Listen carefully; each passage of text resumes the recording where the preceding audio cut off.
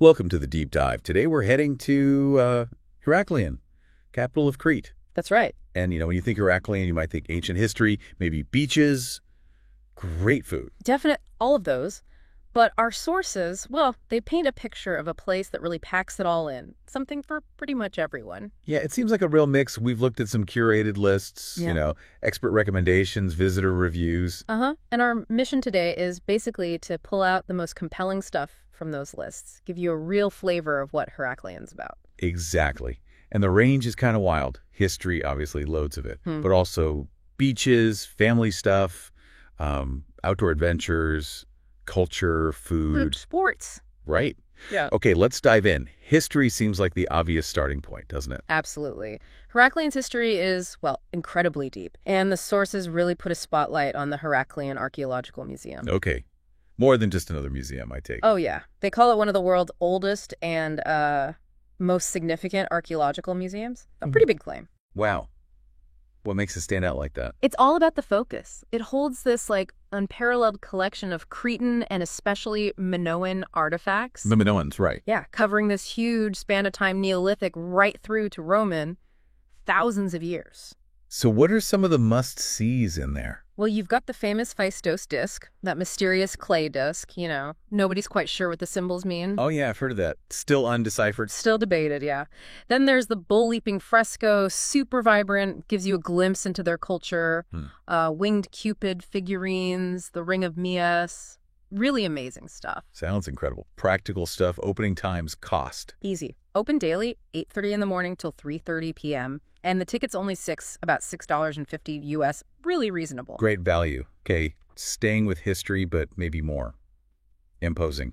The Cool's Fortress. Right, the big fortress at the old harbor entrance. Very visible landmark. Venetian, isn't it? It is, yeah. Built in the 16th century. But interestingly, it's built on the site of an even older Byzantine tower. Ah, layers of history. Exactly. And get this, the Venetians actually sank old ships filled with stone to help build up the embankment it sits on, really reinforce the harbor defenses. Wow, that's clever. Resourceful. So what's it like visiting today? You can walk around inside, explore the old chambers, and the views, of course, are fantastic, coastal views. Plus, they have exhibitions inside. You learn about its history, its role in things like the Cretan War, that long conflict in the 17th century. Right, puts it all in context. Now, you can't really talk Heraklion history without mentioning Knossos, even though it's a short drive away. Absolutely essential. The Palace of Knossos. It's the largest Minoan palace found anywhere. Just 15 minutes drive, the sources say. Yeah, something like that. Super close. And this place dates back to maybe 1900 BC. It was the absolute center of Minoan life, economic, political, religious, everything. Imagine. Grand buildings, gardens. It must have been quite a sight.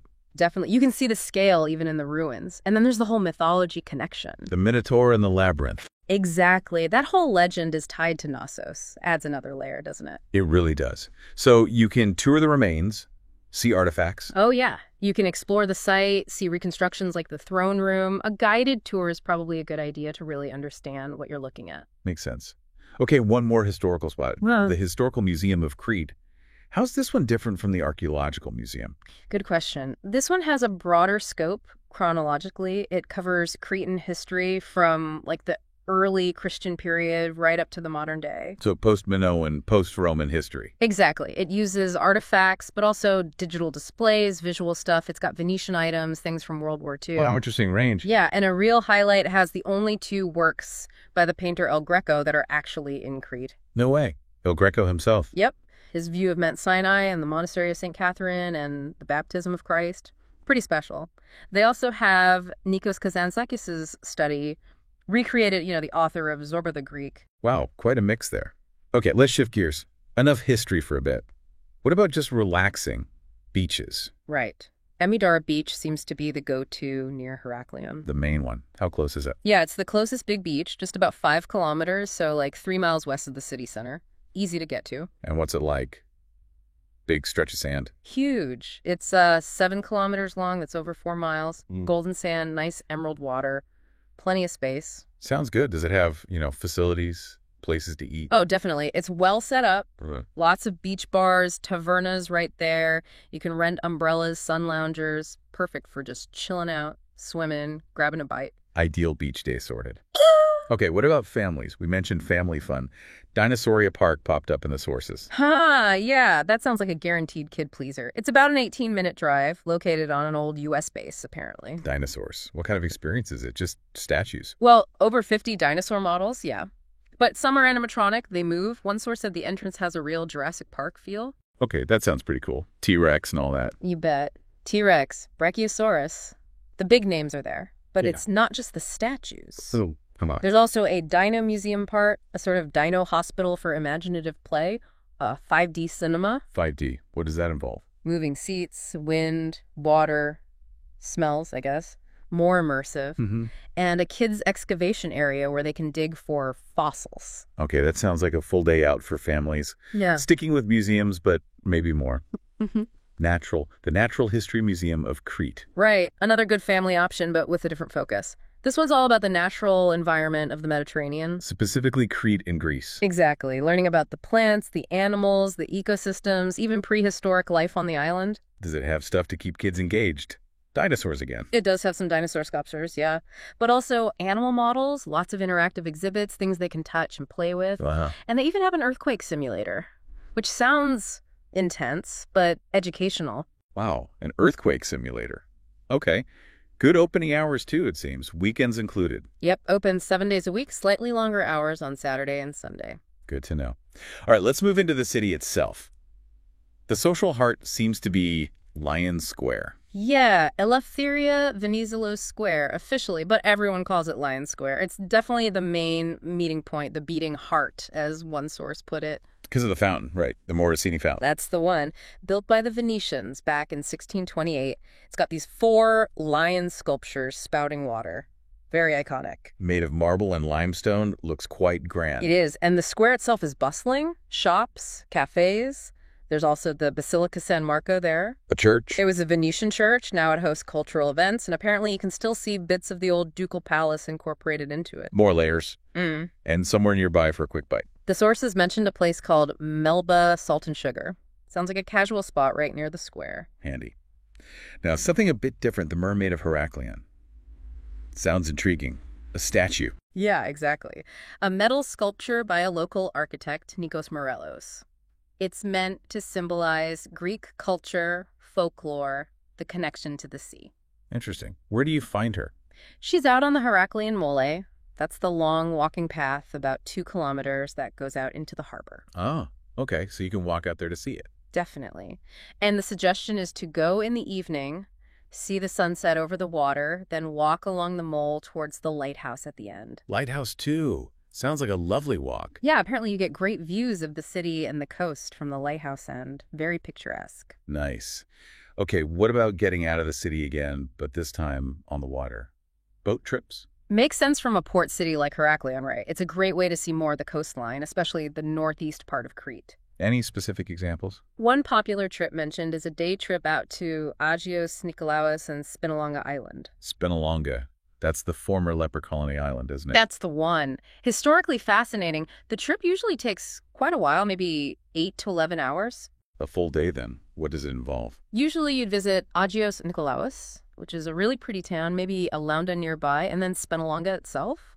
Lots of coastal scenery, swimming stops, and often a guide to explain the history and culture. Plus time for shopping or exploring the towns. Sounds like a good way to see a different side of Crete. Now, my favorite topic.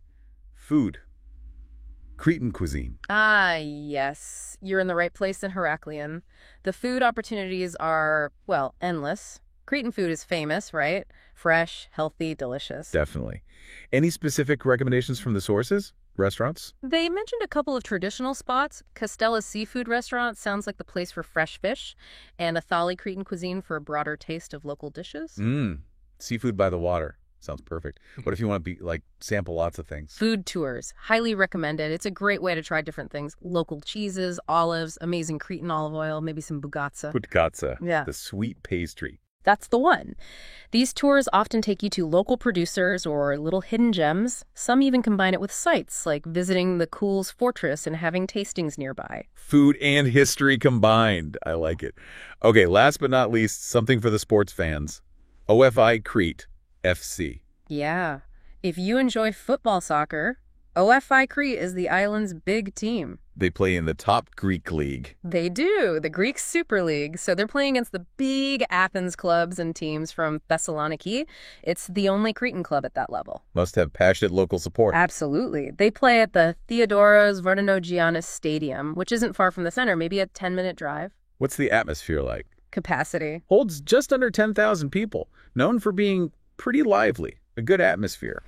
But the advice is clear. Buy tickets ahead of time online. They sell out often. Seems like it, yeah.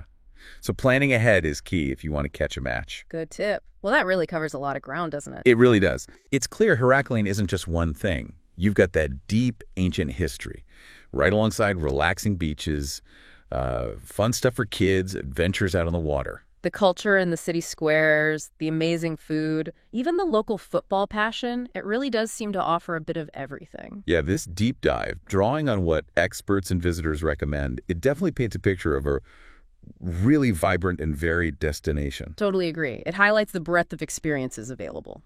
So after hearing about all this ancient palaces, golden beaches, dinosaur parks, mermaid statues, food tours, football matches, what sparks your curiosity the most? Which bit of Heraklion makes you think, yeah, I would check that out? Something to ponder until our next deep dive.